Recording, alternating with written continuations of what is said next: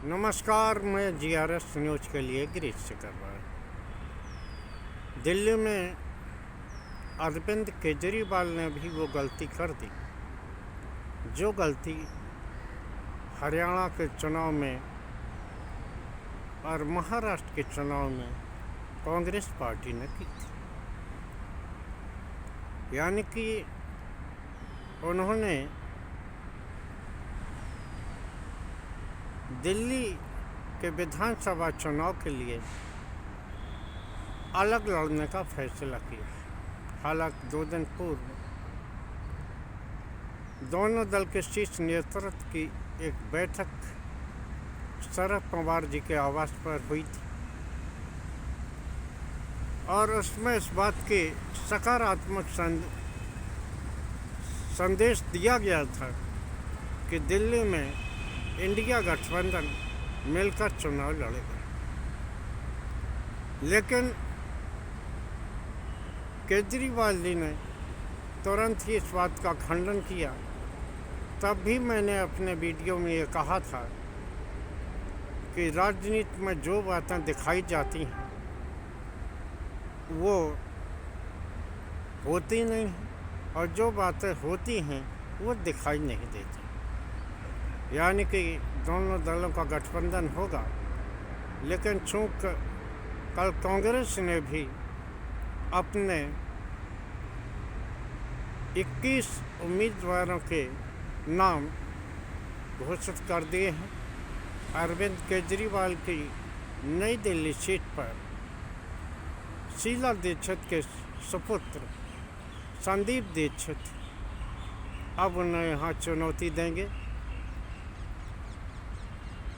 और रागिनी नायक जो प्रवक्ता भी हैं कांग्रेस पार्टी की, वो वजीरपुर से चुनाव लड़ेंगे। ये बात ये दर्शाता है कि निश्चित तौर पर अरविंद केजरीवाल ने, हालांकि वो सबसे बड़े खुद को राजनीति में बदलाव के वाहक बताते हैं, लेकिन जो दूसरा कार्यकाल उनका रहा जिसमें उन पर न सिर्फ तमाम योजनाओं में भ्रष्टाचार के आरोप लगे, बल्कि अपने आवास शीश महल को बनाने को भी लेकर उन पर तमाम तरह के आरोप प्रत्यारोप लगे। आम जनता में भी इस बात की छवि वैसी नहीं रही है जैसे कि वो पहले झुग्गी में रहने के दौरान या कौशाम्बी में रहने के दौरान एक साधारण व्यक्ति हुआ करते थे। आज उन्हें अपने ही दल के कार्यकर्ताओं से मिलने का वक्त नहीं। अन्य दलों के लोग उनके पार्टी में शामिल हुए होते हैं, राजनीतिक दलों के, लेकिन जिस प्रकार उन्होंने अपने उन कार्यकर्ताओं की उपेक्षा की है जो कि संकट के समय अरविंद केजरीवाल के साथ कंधा से कंधा मिलाकर खड़े। जगह जगह उनका कैडर इस्तीफा दे रहा है, जो कि आम आदमी पार्टी के लिए खतरनाक संकेत है।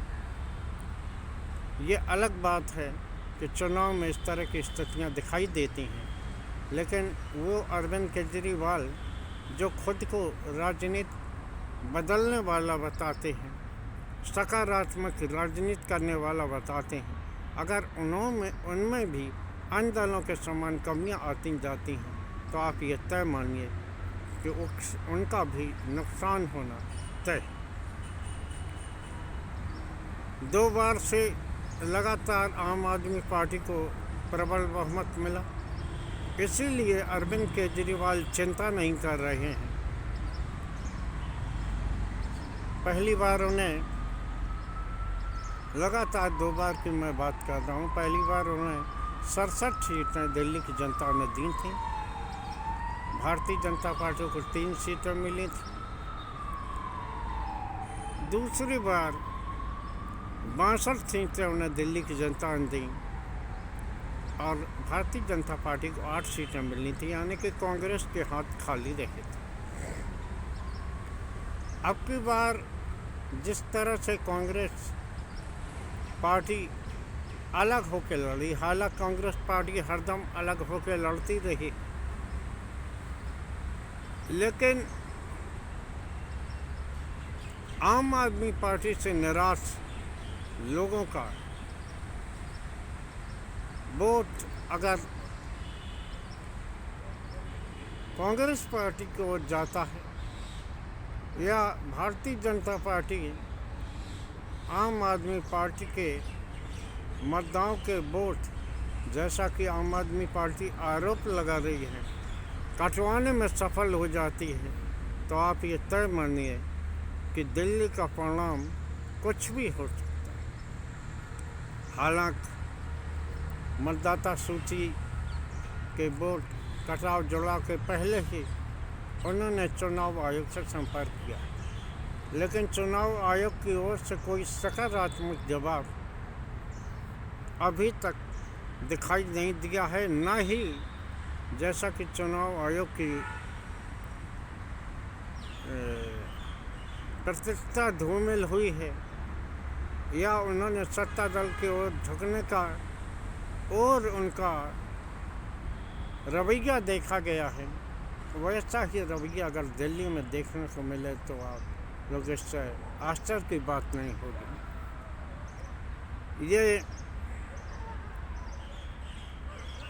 तय मानिए कि अब की बार अलग अलग चुनाव लड़ने से, क्योंकि भारतीय जनता पार्टी भी पूरी क्षमता के साथ चुनाव लड़ने वाली है और जिस प्रकार वो सोशल मीडिया पर भी एक्टिव हैं, जैसा कि हर बार रहते हैं, और जगह जगह तुरंत ही वो काट भी करते हैं आम आदमी पार्टी या अरविंद केजरीवाल की।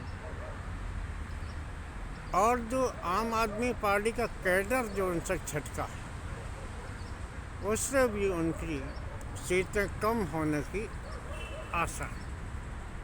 कांग्रेस पार्टी अगर आक्रामक रूप से लड़ी, वैसे कांग्रेस पार्टी में यह कमी रही है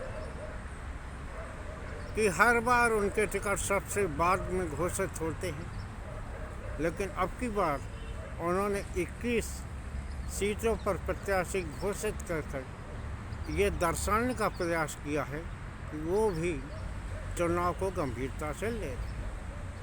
अगर जरा भी आम जनता उनके तरफ घूम या वो अल्पसंख्यक मतों में जो 13% दिल्ली में है विभाजन करने में सफल रहे और इधर भारतीय जनता पार्टी वोट कटवाने में सफल रही, तो दिल्ली के परिणाम कुछ भी हो सकते हैं, यानी कि आम आदमी पार्टी को झटका लगना भी तय होता है। मेरा पूरी आशा मुझे थी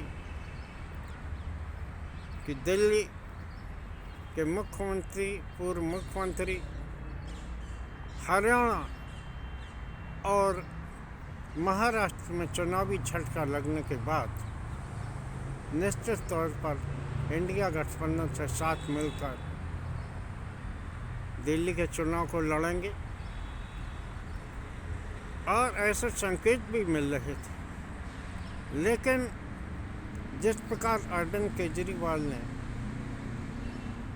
अलग चुनाव लड़ने का फैसला किया, जवाब में कांग्रेस ने भी अलग चुनाव लड़ने का फैसला किया, यहाँ तक कि सीटों का ऐलान भी कर दिया गया, वो ये दर्शाता है कि अब दोनों दलों के मध्य कुछ भी होने की गुंजाइश नहीं। हरियाणा में हालांकि आम आदमी पार्टी अलग लड़ी, उसने अच्छा तो नहीं किया, लेकिन कांग्रेस की कई उम्मीदवारों को हराने में उसने भूमिका निभाई है और ये देखा गया है